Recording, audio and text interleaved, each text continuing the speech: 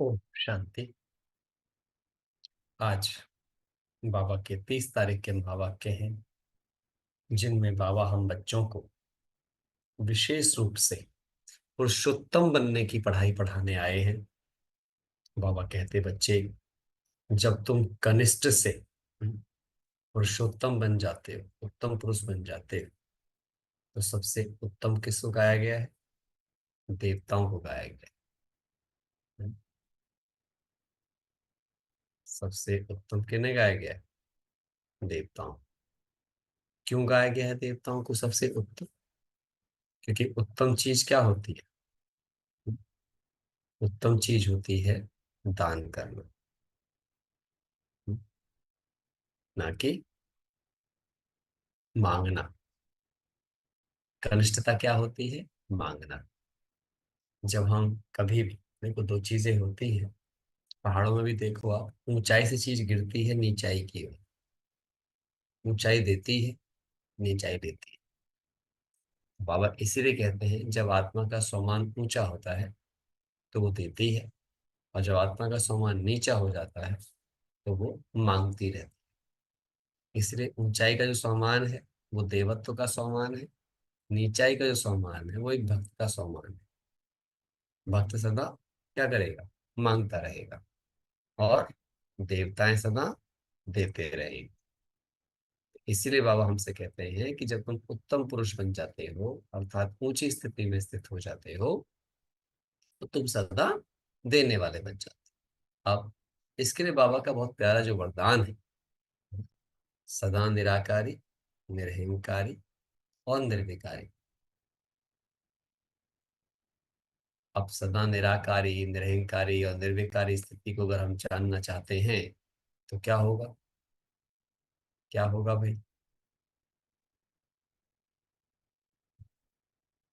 एक सेकंड। किरण बहन, आप जो इसको डाउन उस पर करो, क्लाउड पे करोगे तो वापस मेरे पास आ जाएगा, पास नहीं रहेगा। कंप्यूटर पे करो,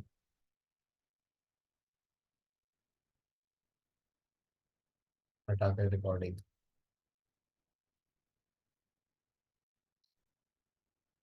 तो सबसे बड़ी बात क्या है? तीन अवस्थाएं जो बाबा हमें वरदान में देते हैं: सदा निराकारी, ठीक, निरहंकारी और निर्विकारी। ये तीन स्टेज ऐसी स्टेजेस हैं कि अगर ये हम सब बना लें तो ना सिर्फ हमारा अमृत वेला, बल्कि हमारी मुरली क्लास, सारी चीजें एक के बाद एक बेहतर हो सकती है।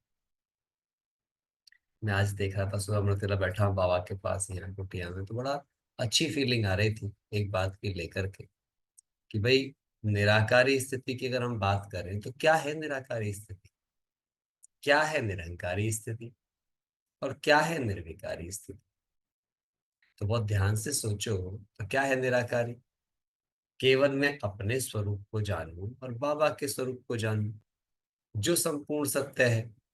निराकारी स्थिति अपने दोनों के स्वरूपों के सत्य चिंतन के बिना पॉसिबल ही नहीं। और इसके लिए अभ्यास क्या चाहिए? जो बाबा कहते हैं, सेकंड का अभ्यास चाहिए, बार बार का अभ्यास चाहिए। बाबा कहते हैं, अगर तुम्हारे अंदर ये अभ्यास नहीं हुआ तो तुम्हारे माइंड में क्या आ जाएंगे? माया के जम्स पैदा हो जाएंगे। और जब माया के जम्स पैदा हो जाएंगे तो फिर क्या करेंगे? वो दिन भर तुम्हारे दिमाग में एक बोझ सा रखेंगे, एक ईको क्रिएट करके रखेंगे हमेशा। और जब मन में हमेशा एक ईको और बोझ सा रहेगा, किसका? अपने रोल का। तो आप कहते हैं निराकारी स्थिति सिर्फ ये है, यही मुरली बाबा ने बोला है, बस ये ध्यान रखना, मैं कौन और मेरा कौन। तो निराकार स्थिति सहज आ जाएगी। दिन में अगर सैकड़ों बार इस बात को याद रखा जाए दादी जानकी की तरह, तो सच में ही फील होगा आपको निराकारी स्थिति की ओरिजिनलिटी। अगर आप बात को निरहंकारी स्थिति की, तो एक बहुत सिंपल बात समझ में आती है निरहंकारी में, कि यदि आपके मन में किसी भी बात की लिमिट है तो आप अहंकारी हो। आप चेक कर लो, लिमिट तो होती है बॉडी की, है ना? सोल की कोई लिमिट ही नहीं। और यदि आपके मन में किसी भी चीज की हद नहीं है तो आप निरहंकारी हैं। अहंकार हमेशा आपको लिमिट करेगा, चाहे आदतों की लिमिट में बांध दे, चाहे चीजों की लिमिट में बांध दे आपको। अहंकार का एक ही मतलब है, हद। और निरहंकार का एक ही अर्थ समझ में आता है, बेहद। क्योंकि निरहंकार की कोई लिमिट नहीं हो सकती, वो एंडलेस है, अनंत है, जो आज फीलिंग में आ रही है। और तीसरी चीज है निर्विकारी स्थिति। अब निर्विकारी स्थिति क्या है? निर्विकारी स्थिति खाली गुणों का वर्णन करना मात्र नहीं है, या जैसे मैं लिखता भी हूं तो लिखना मात्र नहीं है। क्या मैं जो हूं उसे मैं एक्सपीरियंस भी करता हूँ? भाई मैं प्योर हूं, तो क्या मुझे मेरी प्योरिटी एक्सपीरियंस में है? और उस प्योरिटी का एक्सपीरियंस क्या है? वो कायदे में तभी तो है ना कि मैं देख पाऊं कि मेरे अंदर क्या चल रहा है, पहली बात। फिर मैं समझ भी पाऊं कि क्या चल रहा है, और फिर मुझे अगर ट्रांसफॉर्म करना पड़े उसको तो मैं इजीली ट्रांसफॉर्म भी कर पाऊं। निर्विकारी स्थिति का यही मतलब है। वॉइसलेस स्टेज का मतलब ही है कि अपने अंदर के बुराइयों को समझ भी, देख भी पाना, उन्हें समझ भी पाना, और उन्हें हटा भी पाना, उनसे अटैचमेंट फील ना करना। तब निर्विकारी स्थिति है ये।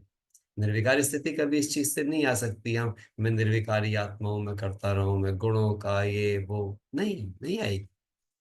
तभी बाबा, उसी के लिए बाबा के बहुत सुंदर शब्द मुझे याद आते हैं, महीन बुद्धि बच्चे ही महान बन सकते हैं। क्योंकि महीन बुद्धि बच्चे महीन जांच करेंगे। जो महीन जांच करेंगे उन्हीं को पता चलेगा कि मेरे विकार किस लेवल के हैं, वो अंश के लेवल के हैं या वो वंश के लेवल के हैं। और उनको समझने के लिए पहले उनको देखना पड़ेगा, फिर उन्हें समझना पड़ेगा कि वो मेरा क्या नुकसान कर सकते हैं, और तभी मैं उन्हें क्या कर पाऊंगी, परमात्म शक्ति से परिवर्तित कर पाऊंगी। तो ये तीन चीजों को अगर हम समझ जाएंगे तो ही आत्मा क्या बन सकती है, उत्तम पुरुष बन सकती है। तो इसी के लिए आज बाबा ने इसीलिए वरदा उसमें क्वेश्चन आंसर में भी यही कह रहे हैं, हाँ, यहाँ तुम बच्चे कौन सी मेहनत करते हो, सब तुम्हें नहीं होती। तो बाबा कहते हैं देह सही देह के सब संबंधों को भूल आत्माभिमानी बन शरीर छोड़ने की मेहनत तुम अभी करते हो।